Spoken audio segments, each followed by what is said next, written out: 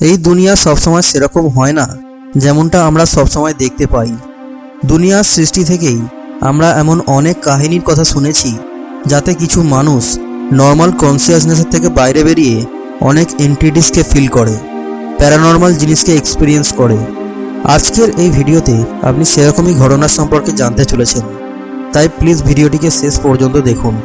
এবং আপনি যদি এখনও চ্যানেলটিকে সাবস্ক্রাইব না করে থাকেন তাহলে প্লিজ সাবস্ক্রাইব করে বেল আইকনটি প্রেস করুন, যাতে নতুন ভিডিওর নোটিফিকেশান আপলোড হওয়া মাত্রই আপনার কাছে পৌঁছে যায়।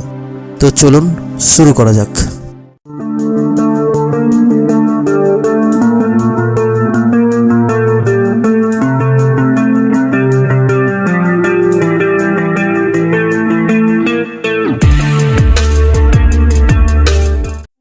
অ্যান্ডেস মাউন্টেনের একটা ভীষণই বড় এরিয়াতে প্রচুর অদ্ভুত পাথর রয়েছে, যেটাকে স্টোন ফরেস্ট বলা হয়। আর ওখানে আপনি কিছুটা এরকম স্টোনসকে দেখতে পাবেন। এই স্টোনসগুলোকে যদি আপনি ভালোভাবে দেখেন তাহলে আপনি কিছু প্যাটার্নসকে দেখতে পাবেন। এমনটা মনে হবে যেন মানুষের এবং পশু পাখির মুখের আকার লুকিয়ে রয়েছে এই পাথরগুলোতে।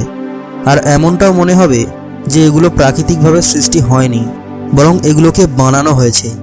সায়েন্টিস্টদের মতে এই রক ফরমেশনস 10,000-এরও বেশি বছরের পুরানো। জুলিও সি টেলো নামের একজন আর্কিওলজিস্ট এই জায়গায় এত রকমের মিস্টেরিয়াস জিনিসকে খুঁজে পেয়েছেন যে আপনি কল্পনাও করতে পারবেন না। ইনি এই জায়গাতে অনেক মমিও খুঁজে পেয়েছেন। আর যখন ধীরে ধীরে এই জায়গার রহস্যের সম্পর্কে লোকেরা শুনতে থাকে, তখন অনেক লোক এই জায়গাতে নিজেরাই এটা দেখতে গিয়েছিলেন যে এখানে কি রয়েছে আর এখানে কি প্যারানর্মাল জিনিস হয়ে থাকে।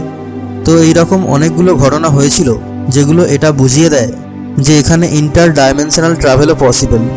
ডক্টর রাউল রিওস সেন্টেনো, যিনি একজন ডক্টর এবং একজন প্যারানর্মাল ইনভেস্টিগেটর, ওনার কাছে একজন এমন পেশেন্ট এসেছিলেন যার অর্ধেক বডি প্যারালাইজ হয়ে গিয়েছিল। তো ডক্টর ওনাকে জিজ্ঞাসা করেছিলেন যে আপনার অর্ধেক বডি কিভাবে প্যারালাইজ হয়ে যায়। ডক্টর ওনার ব্রেনকে স্ক্যান করেন এবং অন্যান্য চেক আপ করে এটা দেখেন যে এমন কিছু বড় ঘটনা হয়নি এনার সাথে। ব্রেনে সব কিছুই নর্মাল দেখা যাচ্ছে, কিন্তু ইনি ওই পাথরের জঙ্গলের মধ্যে একটা জায়গায় গিয়ে প্যারালাইজ হয়ে যান। তারপরে ওই পেশেন্ট পুরো ঘটনাটা জানান। আর এটা শুনলে আপনি সত্যি অবাক হয়ে যাবেন। উনি এটা বলেন যে উনি ওনার বাকি বন্ধুদের সাথে ক্যাম্পিং করছিলেন, আর রাতের বেলায় উনি এই জঙ্গলটাকে এক্সপ্লোর করছিলেন। তখন হঠাৎ করে ওই ফরেস্টের এক জায়গায় উনি একটা কেবিন দেখতে পান, একটা পাথরের তৈরি ঘরের মতো, যেটার রিয়েল পিকচার আপনি স্ক্রিনে দেখতে পাচ্ছেন। আর ওটার মধ্যে থেকে নাচ গানের শব্দ আসতে থাকে। এমনটা মনে হচ্ছিল যে কোনো মিউজিক বাজছে আর ভিতরে কোনো অনুষ্ঠান হচ্ছে।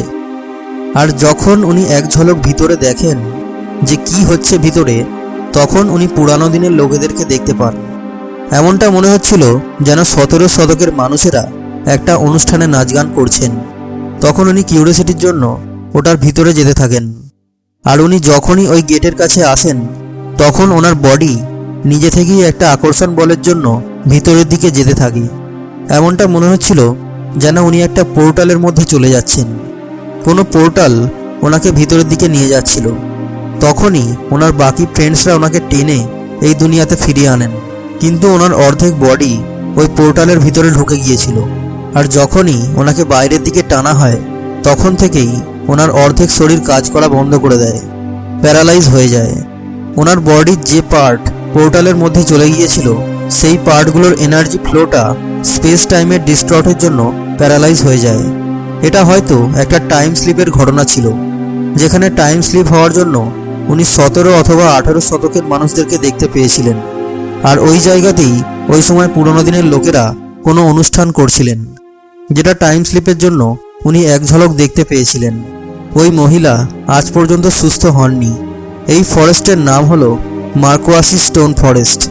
ওই কেবিনের মধ্যে হঠাৎ করেই এমন পোর্টাল কিভাবে সৃষ্টি হয়েছিল সেটা আজও একটা মিস্ট্রি।